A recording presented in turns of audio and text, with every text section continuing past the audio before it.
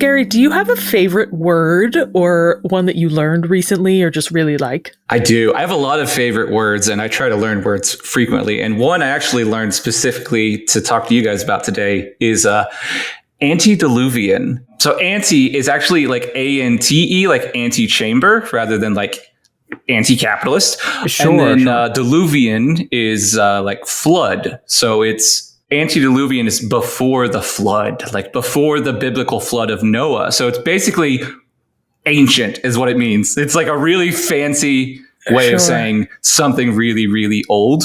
It's used a lot in talking about things within the natural world. So like Charles Darwin used it a lot in his notebooks. Like he described these trees as antediluvian, which I just think is hilarious. Because he could have just said old, but no, just said old. He had to be extra. And like if him using that word gives it a scientific air, so it's like, wow, it's a fact that these trees are from before the flood, you know? Exactly. Yeah. I'm not sure how he knew, but well, he was there. There were two Darwins on Noah's ship. Yes. Welcome to Butter No Parsnips. Every week on Butter No Parsnips, your hosts Emily Moyers and Kyle Imperator take you on an adventure through the weird, wacky, wonderful, and sometimes even wicked world of one wayside word. Strange characters, delightful bits, and general joyousness abound. Join them as they test each other's etymological expertise.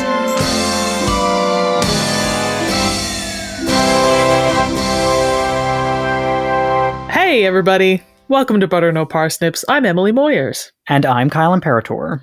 And today we have with us Gary Redden.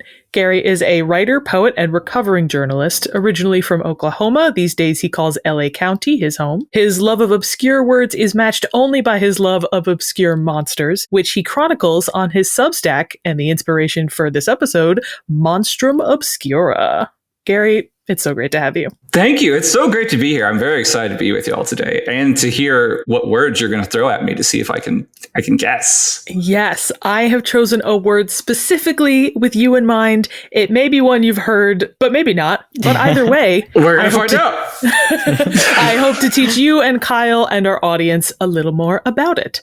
Are you guys ready for your word? Let's do it. Stoked. All right. The word I have for you today is Blemmyes. Blemmyes.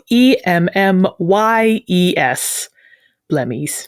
Okay. So I have seen this before, but I do not recall what it means. Yeah, same. The first thing I picture is like a little goblin. Just like a little Blemmy hopping around. Me too. Yeah, it's like a goblin. It feels goblinish. I wouldn't say they're super goblinish, no. I gotta admit, anything, no matter what it is, I'm going to be picturing goblins the rest of the episode. Yeah. No, I think I'm going to be able to paint a good picture for you guys. So is this like a proper noun, or is this describing a thing? It is pretty exclusively capital B, Blemmyes. Okay. And it's also very often only appears in the plural, Blemmyes. You don't ever say like a Blemmy. You would just say one of the Blemmyes. Okay. I don't know why. We just don't like to singular. There's no like standardized there's singular no form of the word. They exist purely in groups. These Blemmies. That's right. We never single them out. Symbiotic organisms. I could tell you the culture of origin if that's helpful. That could be helpful, sure. Yeah. It is Greek. Oh, they didn't like it. They didn't like that knowledge at all. Greek is one of those, like, I know, like, minotaurs and centaurs and gorgons, and then I'm like, Blemmies. It's tough to break down linguistically. They didn't have this one in Hercules, as far as I can remember. I don't recall this one, no. It's in the sequel. I can also offer you a one-word clue. Shoot. Yes, just please. a little hint. Let's hear it. The extra one-word hint I have is torso. Oh, okay. That's helpful. Yeah. So I'm picturing, and it's entirely possible I made this creature up in my head, but I am picturing. That's good to hear too. Right. Yeah. This like disembodied torso with a giant eye in the center, like a weird inverted cyclops. Did I make this up in my head, or am I picturing a Blemmy? You are very on the right track. I'm inclined to not giving it to you, but you're very on the right track. Is it a mouth, not an eyeball? Do they have a big mouth in their stomach? It is both. It's both. Both. Okay. Yes. So a Blemmie, I'll go ahead and close this out here, is a Blemmie is a mythical species of headless humans with their facial features located on their chests. The whole face. Yeah, The whole face. I will send you gosh. guys a link to an image here so you have a visual. Gonna see it blow. Oh, yep, that's the exact picture I was remembering in my head. Yes. Yeah. Okay. There it is. For Oh, those of you boy. at home who can't see this Blemmyes, You don't want to, actually. Yeah, is like looking to the side, like, oh, are you guys looking at me? You guys are talking about me? He is giving a little side eye. Yeah. Yeah, like he was caught off guard for the picture, which is a drawing. So this image looks familiar to you both? Have you like encountered this guy before? I have definitely seen the Blemmyes. I couldn't tell you where, but that when you said torso, the first thing that popped into my head was the little chicken, like McDonald's chicken nugget body with the two eyes and the red lips. And I was like, yeah, that's definitely a thing I didn't just make up, right? Wow, Clearly he not. is like a McNugget. Yeah. Right? Yeah. He looks like a little McNugget with hands and legs, and he's got a little basket. Yeah, there's a lot of different images of these guys. If you ever, don't look anything up now because I haven't online. But on your own time, look up images of Blemmyes because there's a million and they're all hilarious. I'm just really curious what's in his basket now. I'm just It's all his I'm head. thinking about. It could be. Yeah. Could be his faceless head. His faceless head. Or just a bag of more faces. He swaps about like Mr. Potato Head. Oh, I love it. Yeah, we need a Blemmy Mr. Potato Head, I think. Someone get Hasbro on the phone. I guess Mr. Potato Head is kind of a Blemmie because he doesn't have Emily. a distinct head. He just We has- cannot get into this. That's true. Oh, you're right. Absolutely. And if I am correct in thinking that Mr. Potato Head is owned by Hasbro, we could make a connection here and put Mr. Potato Head in the upcoming D&D monster manual as a Blemmy. Yes! I love it. Perfect. Beautiful. Absolutely.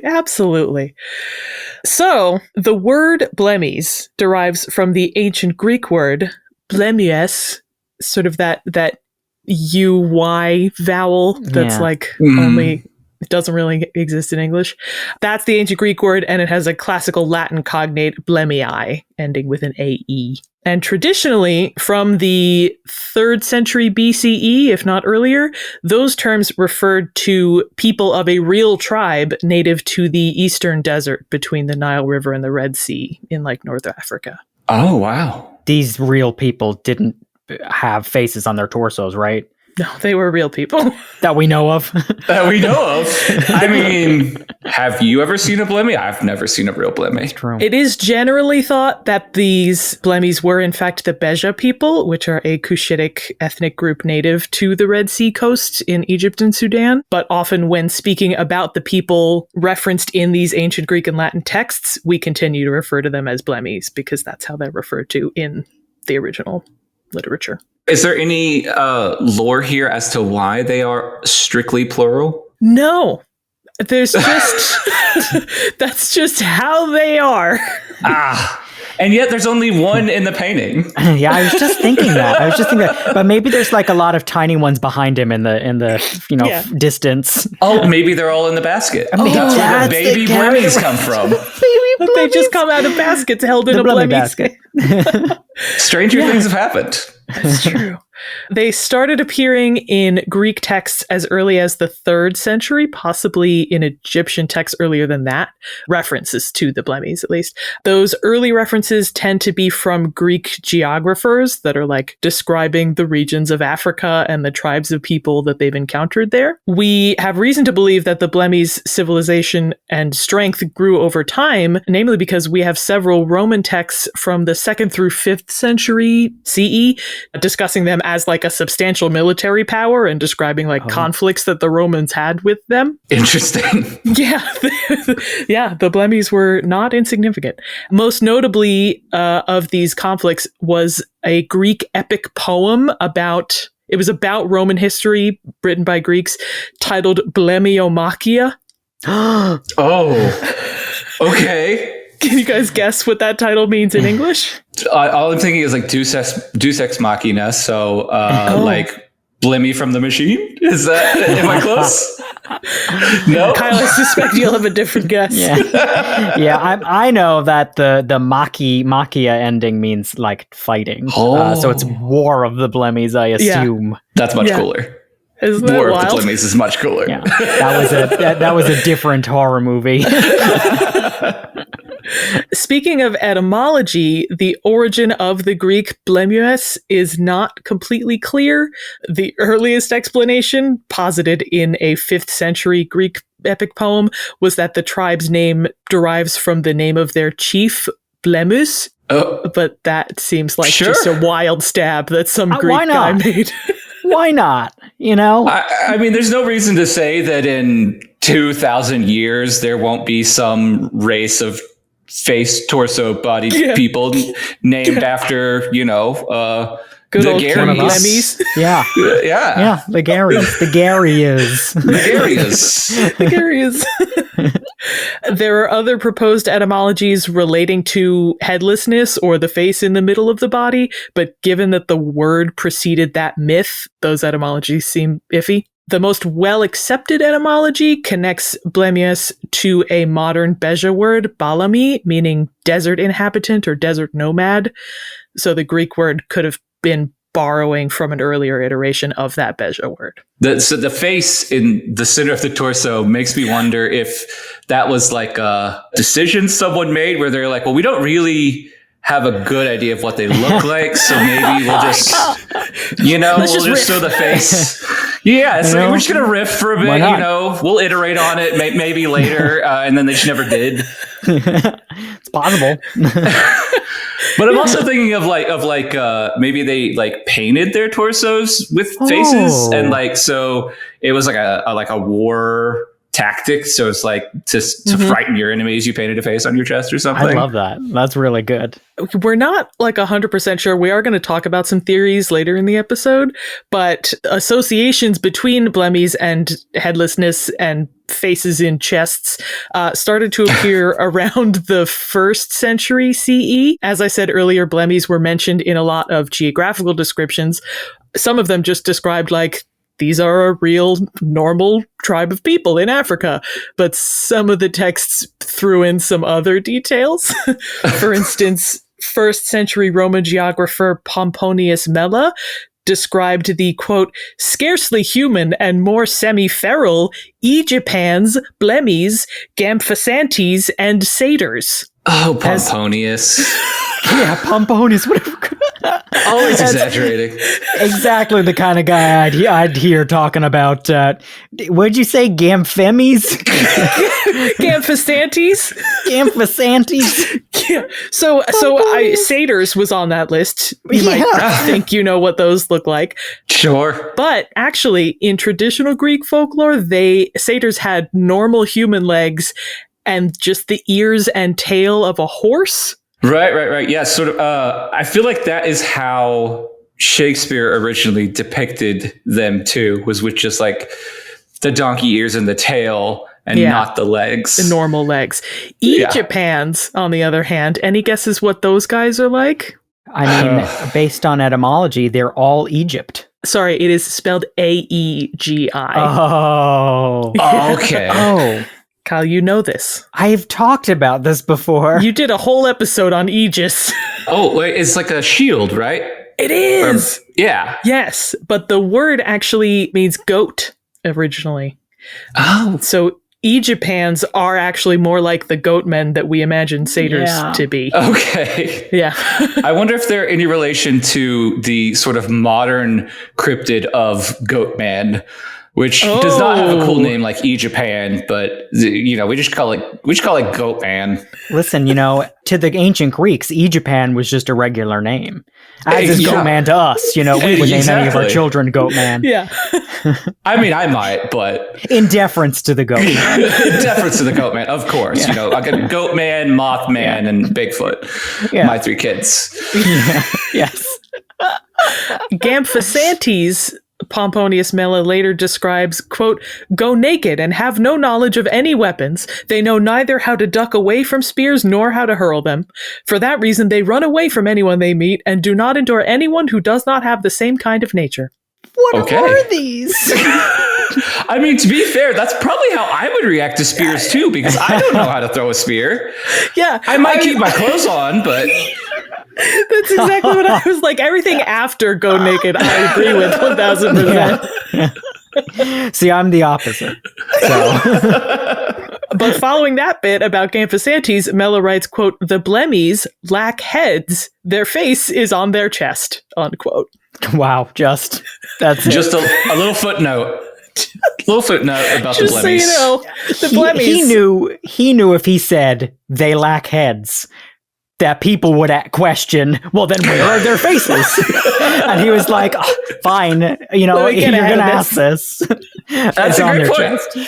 That's a great point.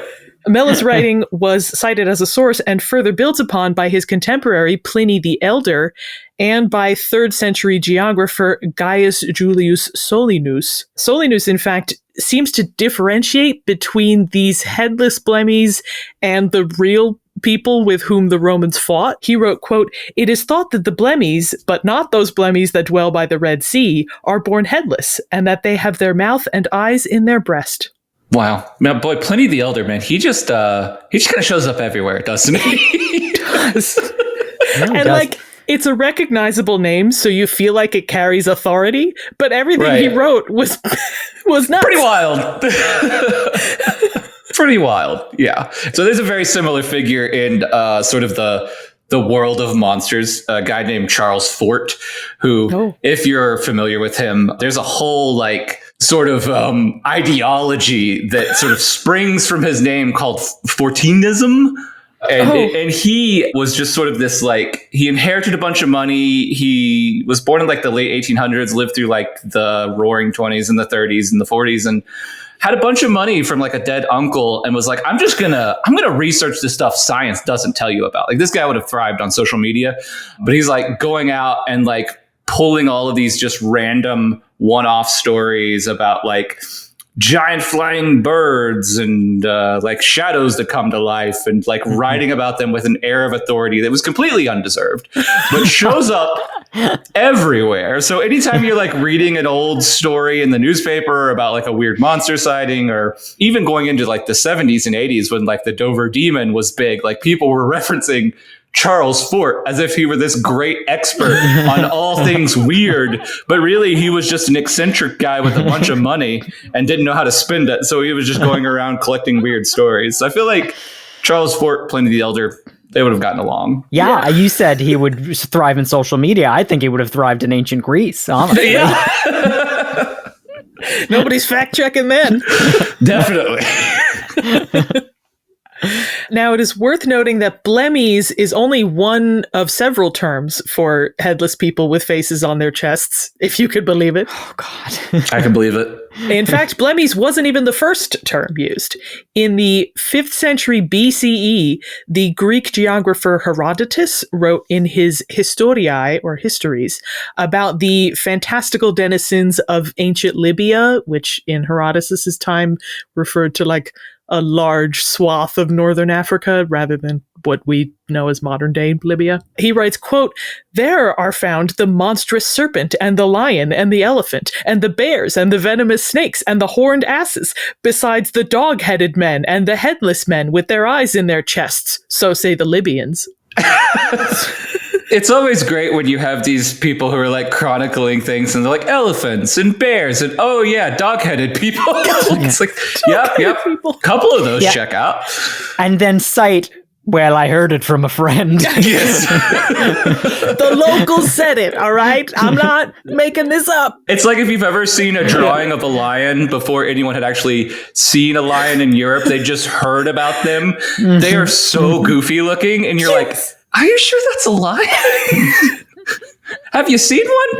No, I've just heard about them from friends. If it looks like a lion and it squeals like a lion, has wings and a forked tail like a lion, those are things lions have, right?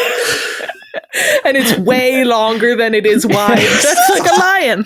Just unnaturally long, like a dachshund. So in Herodotus's original Greek, the word he used for headless men was akephaloi. Do you think you can break down that word? I don't think I can, but I bet Kyle probably can. I think I can. Yeah? Yeah. Well, the kephalo part it means head in ancient It does. Greek. And Absolutely. the I assume, means sands without head. Yeah, you might recognize kephale, the Greek for head, from the scientific class that squid and octopi is from. Oh, like cephalopod? Cephalopods. That's cephalo, head, pod, foot, because their feet are attached to their heads. Wow.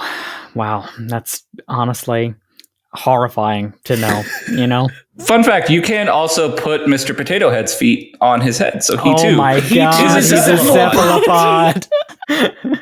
Just learning all kinds of things about Mr. Potato Head tonight. That's really what I wanted this episode to be about. The Greek akephaloi later came to English in the adjective acephalous and other iterations of that, which are used to refer to literal or figurative headlessness in various contexts. Do you guys have any guesses for cases where we might talk about literal or figurative headlessness? I mean, I'm just thinking of the Headless Horseman. The Headless Horseman carries his head, so he is called a cephalophore because the four means I carry. Oh, interesting. Then we know, I suppose, the Blemmy is not carrying heads in the basket. He has none. Where he would be a cephalophore. Right. Yeah, he just has his face in his nipples. In his nipples. Yeah, I mean, they did say breasts in that one. I was going to question it, but I was like, nah, I'll let it slide. It must have meant chest. Yeah. I could see how acephalous could be used figuratively to refer to, you lost your head. You don't know, but I guess it's not used that way based on I haven't seen it being used that way. It can be used figuratively to refer to a church or a state or a tribe that has no leader. Oh. They are headless. That's fun. Okay, that's cool. Yeah. It can also refer to animals that function without a head, like a scallop or a worm or a Mr. Potato Head. Yep. Yeah. There are also some really sad ones in the medical field, but we don't have to talk about those because they're really bad. Yeah. I'm thinking of, again, to bring it back to Charles Fort, he used to do a lot of writing about chickens that lived with their heads cut off. Oh, yeah. Which was a phenomenon that happened all the time. They were acephalous, and that really fascinated him. So anytime one of those cropped up in a newspaper, he would go visit, and usually it would be dead by then. But now I've brought it to the sadness. Let's get back on something. That's okay. We'll move on. No. Move on. Honestly, I'm interested. You said usually they would be dead after he read it in a newspaper? How long are these headless chickens living? I don't know for sure, but I feel like I have read about some that lived for up to a year. They happen to have enough neural function and all their other systems worked. They could digest food somehow. I'm not sure of the specifics, but again, this is coming from a man who thought that a flock of starlings was a ravenous sky beast descended from the heavens to devour mankind. So take it with a grain of salt. Yeah. The jury's still out on that one. So a contemporary of Herodotus, Greek writer Aeschylus, also mentions these headless men, but he dubs them sternophthalmoi. Can you guys break that one down? I'm thinking sternum. Yep. Is that, am I in the realm? You are in the right. Yes. So that is the Greek sternon, meaning chest, and ophthalmos, which you might recognize from ophthalmology, meaning eye. Eyes. Is are both of those That's parts one mean word. eye?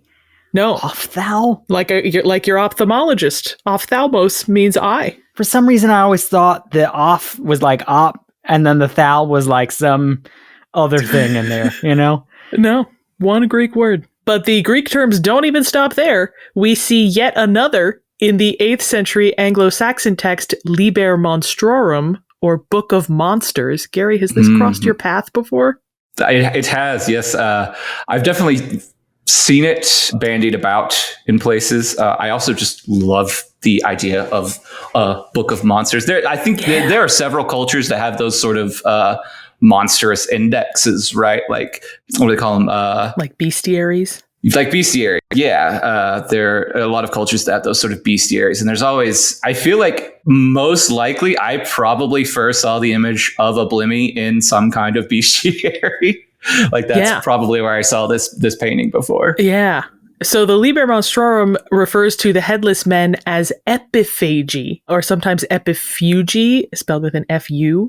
The etymology of that one doesn't quite make sense, because as far as we can tell, it derives from the Greek epi, meaning upon, and phagos, meaning one who eats. Just one who feasts upon, I guess? That's terrifying, honestly. Because why? Why do we call them that? Well, it might be a result of a muddling of myths between the headless men and the anthropophagi, or man-eaters, from the Greek anthropos, meaning man. They were two separate entities originally, but as the myths evolved over time, the Blemmyes, or headless men, were sometimes described as cannibals, as well as headless. Boy, the Blemmyes just getting a bad rap, I think. Yeah. He kind of just seems like he wants to bring you lunch, really. That's what's in his basket. Do most Door Dashers have a spear when they arrive at your door? I mean, I don't know if you've been in the DoorDashed in the LA area, but it's not out of the question. That's fair. Gotta have protection, you know? Yeah, Now, the Greeks are not the only ones to have myths about headless, chest-eyed men. For example, there are multiple Zoroastrian texts which make mention of fantastical creatures in India, including the War Kashman, that translates from Middle Persian as chest-eyed, and it's possibly their translation of sternophthalmoi. Oh, Zoroastrians, notedly antediluvian. It's true. Pre-flood. Pre-flood, those Zoroastrians. And although these examples are not like whole species of headless men, there are multiple stories in Eastern religions and folklore about individuals who bear the same characteristics. The demon Kabanda from the Hindu text the Ramayana, and the deity Xingtian from the Chinese text Classic of Mountains and Seas. Both of them start out with a normal head and chest and become headless with a face on their chest as part of like a divine punishment. Well, that's interesting. Yeah. What do you concerned? Yeah. What do you do to earn that punishment? Yeah. Can I fall into that trap? Listen, the gods are not to be trifled with, and you make one little slip up, and suddenly you have no head. Listen, I'm really sorry to tell you this, Bill, but we've got one punishment, regardless of the crime. Yeah, and you made a typo on your paper today, so we're going to have to put your head on your torso. Oh, man. There is also the Japanese yokai donatsura. Kyle, I know you are familiar, but Gary, do you know what yokai are? Yeah, yokai. So it's like a Japanese spirit, right? Yeah, it's like a demon, but not in the way that we think about demons. Yeah, it's more like almost like an elemental entity, like usually tied to different places, if I'm remembering correctly. Yeah. Listeners, if you're interested, you can hear more about yokai on episode 34 of our Patreon exclusive podcast, Buttered Parsnips. Kyle told us all about them. Some of them, at least. Some very particular ones. Yeah. Sadly, there isn't any story for Donatsura. We just have his name and an illustration of a headless guy with a face on his chest. It's like an in memoriam segment at an award show. He looks really sad in the illustration too. In the arms of an angel.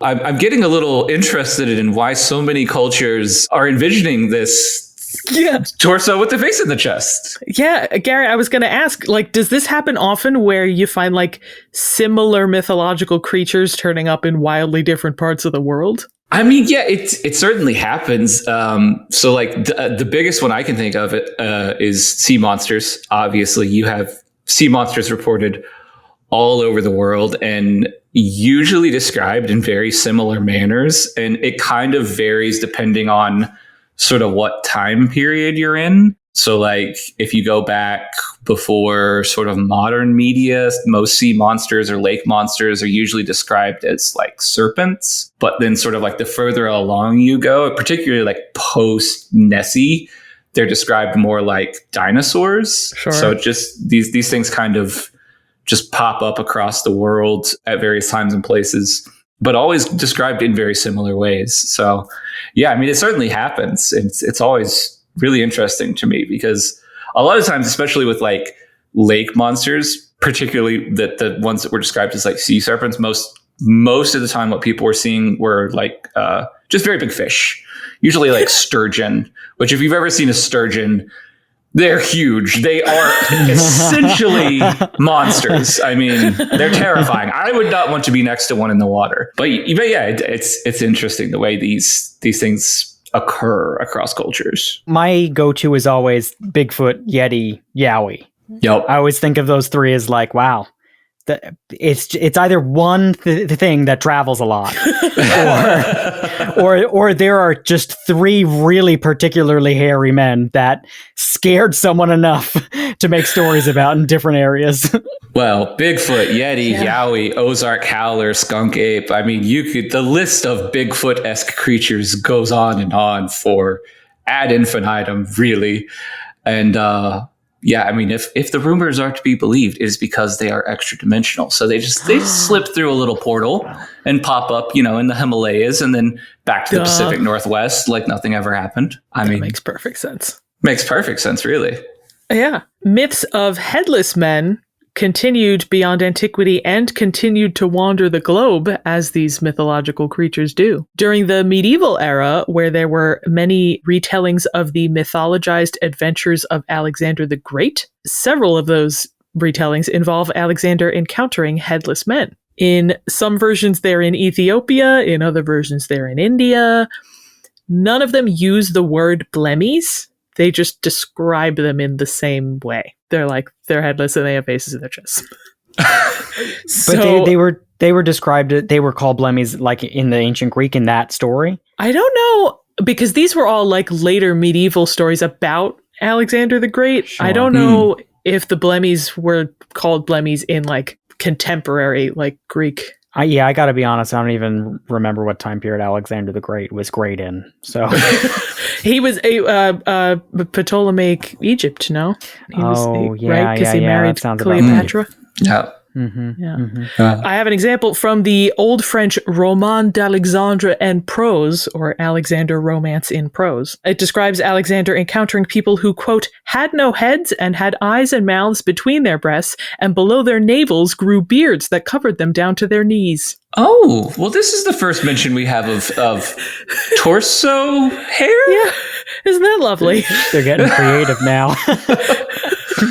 Little goatee Blemmy. Yeah. The Hereford Mappa Mundi, or world map, displayed at Hereford Cathedral in England, dates back to around 1300. That actually depicts two varieties of Blemmyes, one with their face on their chest and one with their face up at their shoulders.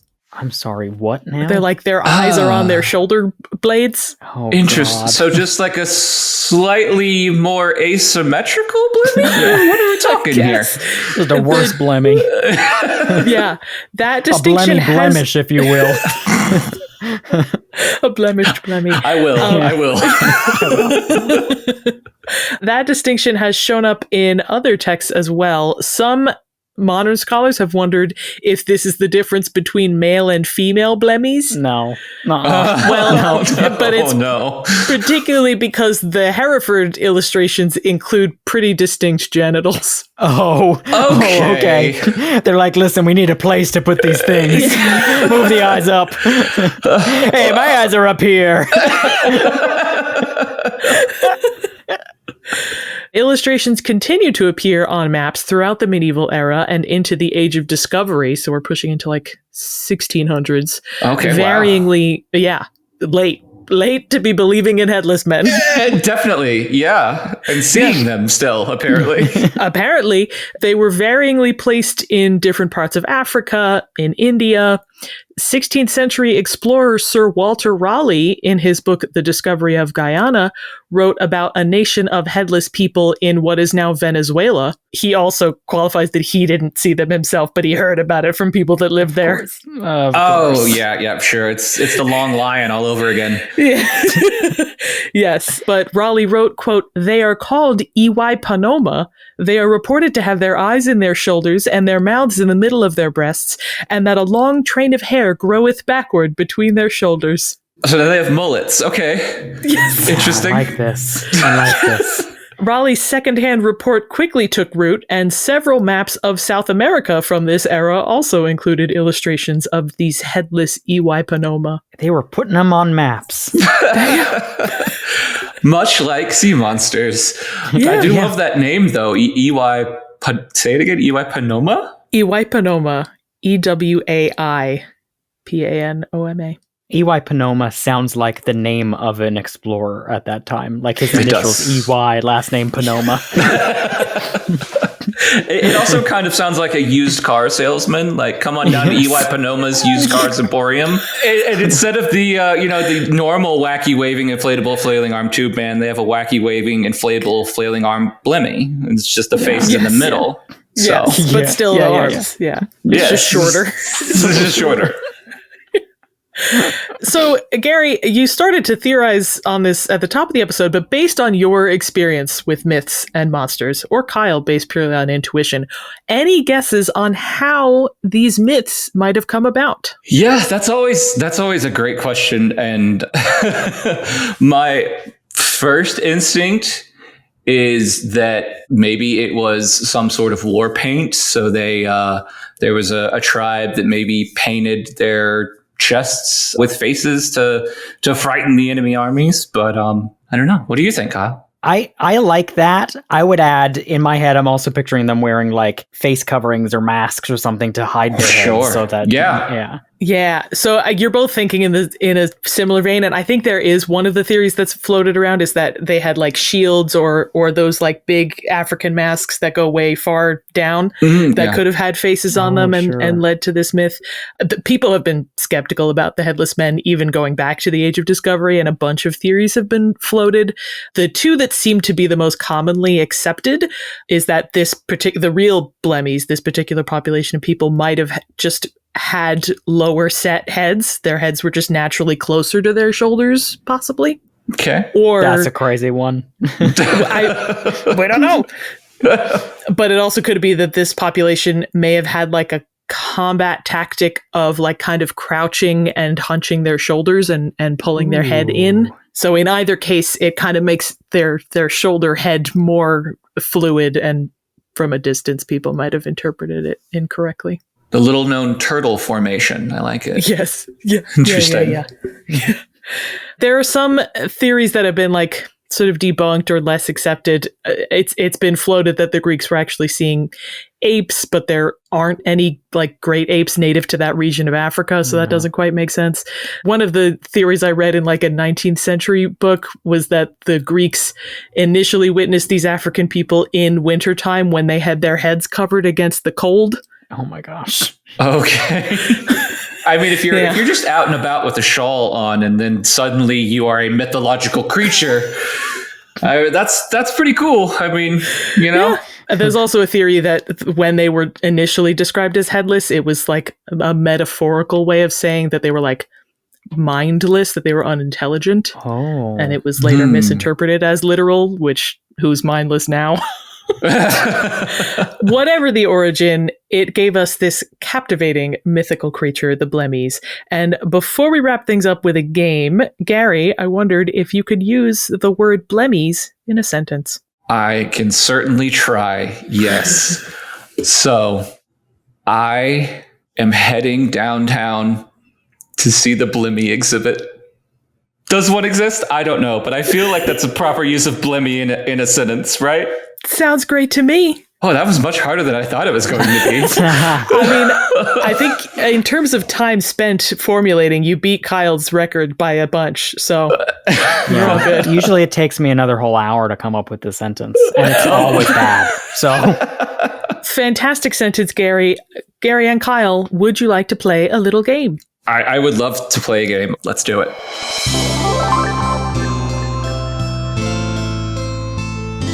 Today's game is called Let Me Take Another Look.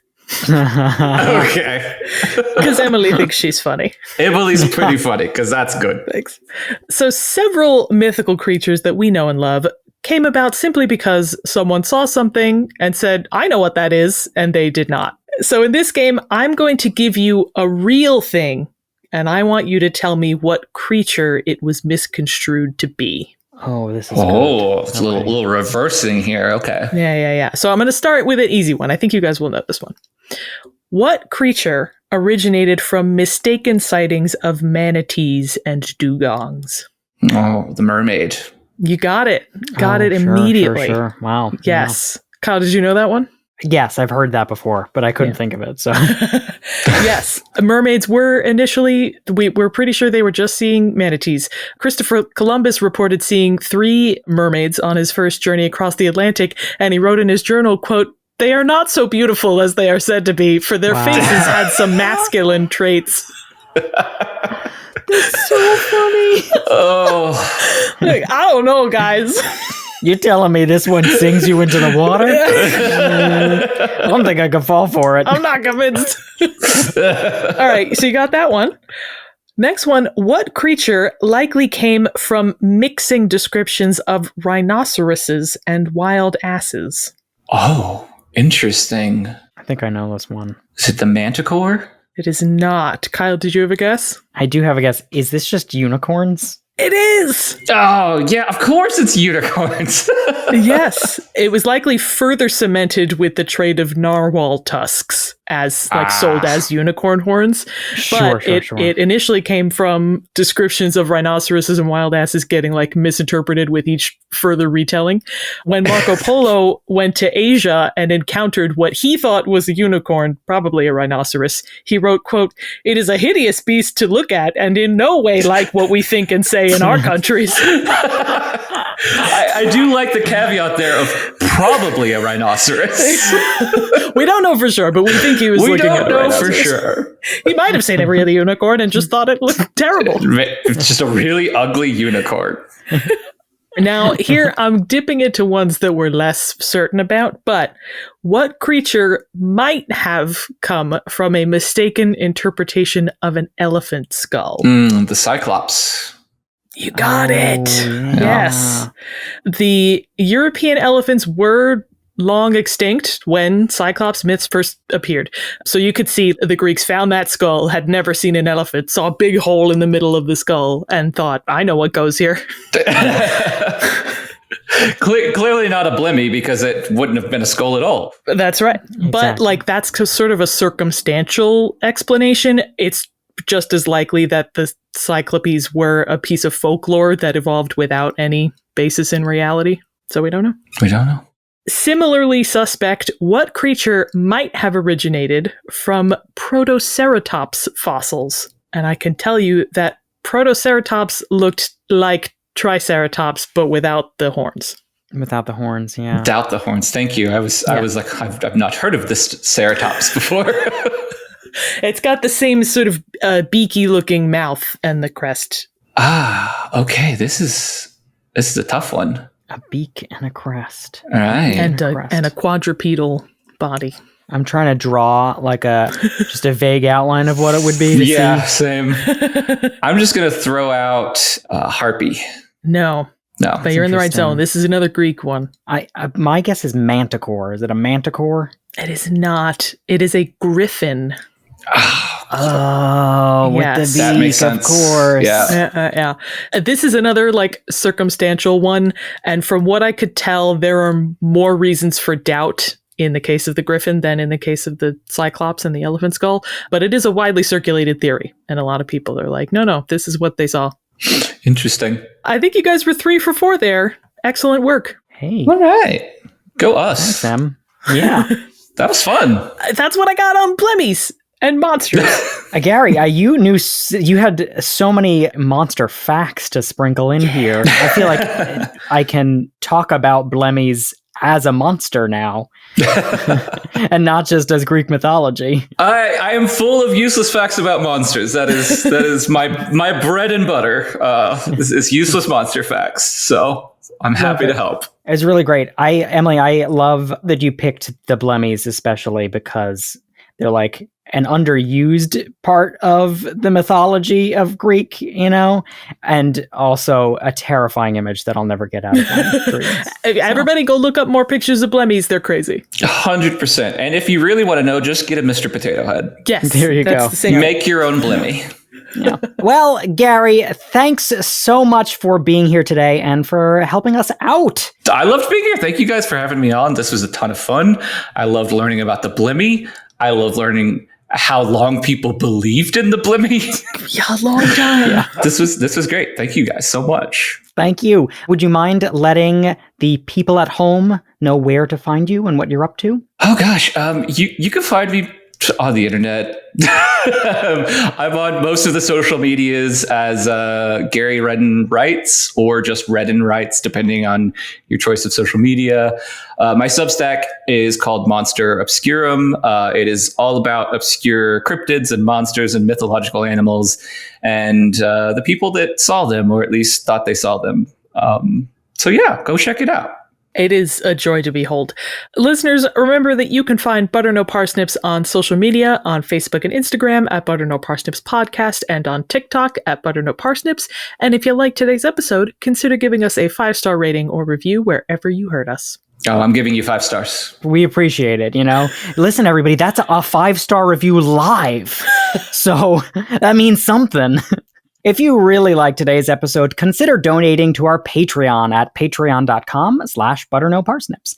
Donating $5 or more gets you exclusive access to Buttered Parsnips, our After Hours podcast, which this month features a special episode hosted by Gary, as he shares with us a tale from the Monstrum Obscura. It's going to be truly monstrous. I cannot wait. Thanks so much to all of you. You help us make what we make. And with that, I've been Kyle Imperator. And I've been Emily Moyers, and you've been... Gary Rudden! And this has been Butter No Parsnips.